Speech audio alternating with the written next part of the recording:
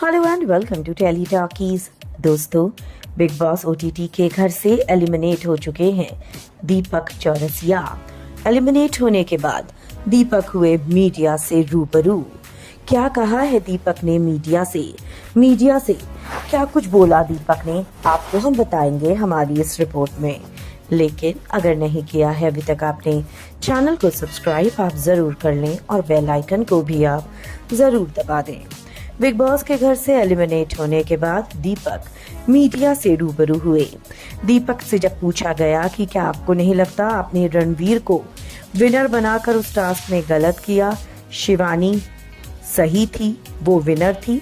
ऐसे में दीपक चौरसिया ने कहा, हाँ मैं ये मानता हूँ कि उस टास्क में शिवानी को ही जिताना चाहिए था। रणवीर ने तो मेरे साथ धोखा कर दिया। मुझे उम्मीद ही नहीं थी कि रणवीर मेरा नाम ले लेगा। मुझे उस घर के अंदर बहुत सारे लोगों के साथ रिश्ता बनाने का मौका मिला, लेकिन उस घर में मैंने जिसके साथ सबसे अच्छा रिश्ता बनाया वो शिवानी थी।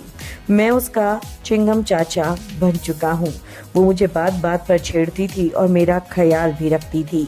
यहाँ तक कि मैं जाते जाते अपने सारे फल उसको देकर आया हूँ कि तुम मेरे फ्रूट्स खा लेना। जिसके बाद यहाँ पर ये पूछा गया दीपक चौरसिया से कि आपके अकॉर्डिंग कौन होंगे शो के टॉप 3 कंटेस्टेंट। तो ऐसे में दीपक चौरसिया ने सीधा सीधा ये कहा, शिवानी डिजर्व करती है टॉप 3 में जाना, फिनाले में जाना। तो वहीं सना मकबूल से मेरी इतनी अच्छी बॉन्डिंग बनी नहीं, पर वो घर में अच्छा खेल रही है, तो मेरे अकॉर्डिंग सना मकबूल भी टॉप 3 में जा सकती है। और तीसरे नंबर पर मैं यहाँ पर रणवीर को रखना चाहूँगा। रणवीर घर के अंदर एक स्मार्ट खिलाड़ी है और वो डिजर्व करता है कि वो फिनाले में पहुंचे। लेकिन यहाँ पर जब पूछा गया दीपक चौरसिया से कि आपके अकॉर्डिंग घर के अंदर सबसे रियल कौन है, दीपक ने सीधा सीधा कहा कि घर में अरमान सबसे गंदा खेल खेल रहा है। अरमान दिमाग से चल रहा है और उसकी हर चाल उसके दिमाग से जुड़ी हुई होती है। कटारिया के पास फैन फॉलोइंग है और उसको उसका कहीं ना कहीं कॉन्फिडेंस है, गुरूर है, उसको लगता है वो जीतेगा। पर मुझे ऐसा लगता है कि उस घर में सबसे रियल शिवानी है। शुरुआत में घर में सबको उससे दिक्कत थी, लेकिन मुझे कभी भी उससे कोई दिक्कत नहीं हुई, क्योंकि मैं उसकी भाषा को समझता था, उसके सफ़र को समझ सकता हूँ, क्योंकि एक छोटे से गांव से उसने यहाँ तक का सफ़र तय करा है, तो मैं उससे रिलेट कर सकता था।